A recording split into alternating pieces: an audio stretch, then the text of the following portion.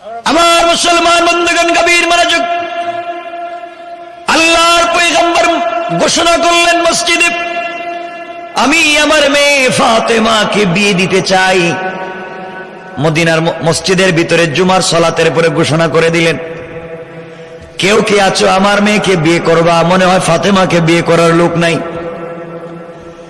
আল্লাহর পয়গম্বর বলেন, কে আছো আমার মেয়ে ফাতেমাকে বিয়ে করবে? ফাতেমাকে বিয়ে দিতে চাই। এই কথা বলবার পরে সাহাবায়ে কেরামের মধ্যে এমন কেউ নাই যে নবীজির কাছে বিয়ের প্রস্তাব দেয়নি ফাতেমার ব্যাপারে। বড় বড় রাজা বাদশাদের ছেলেরা পর্যন্ত বিয়ের প্রস্তাব দিয়েছে, কিন্তু বিয়েতে রাসূল রাজি না। এইভাবে দীর্ঘ কয়েক মাস চলে গেল, শত শত বিয়ের প্রস্তাব আসে, কোন বিয়েতে আল্লাহর পয়গম্বর রাজি হতে চান না।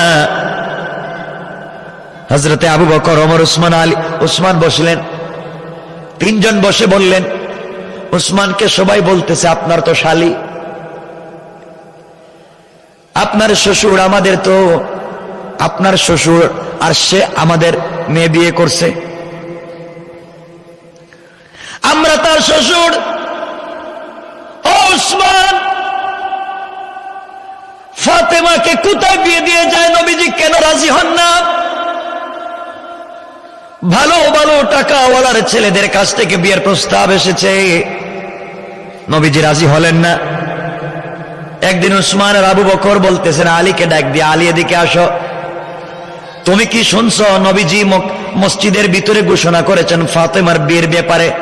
আমি তো শুনছি, কত মানুষ বিয়ের প্রস্তাব দিয়েছে, আল্লাহ রাসূল রাজি না। আমাদের মন বলতেছে তুমি যদি বিয়ের প্রস্তাব দাও তাহলে রাসূল রাজি হয়ে যাবেন। পড়েন সুবহানাল্লাহ। আলী বলছেন, তোমরা কি আমার মায়ের খাওয়াইতে চাও?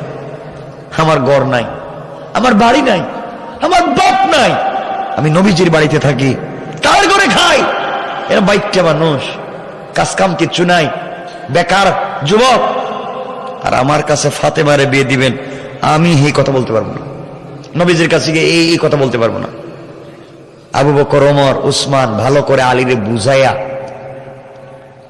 রসুলের কাছে পাঠাইছে।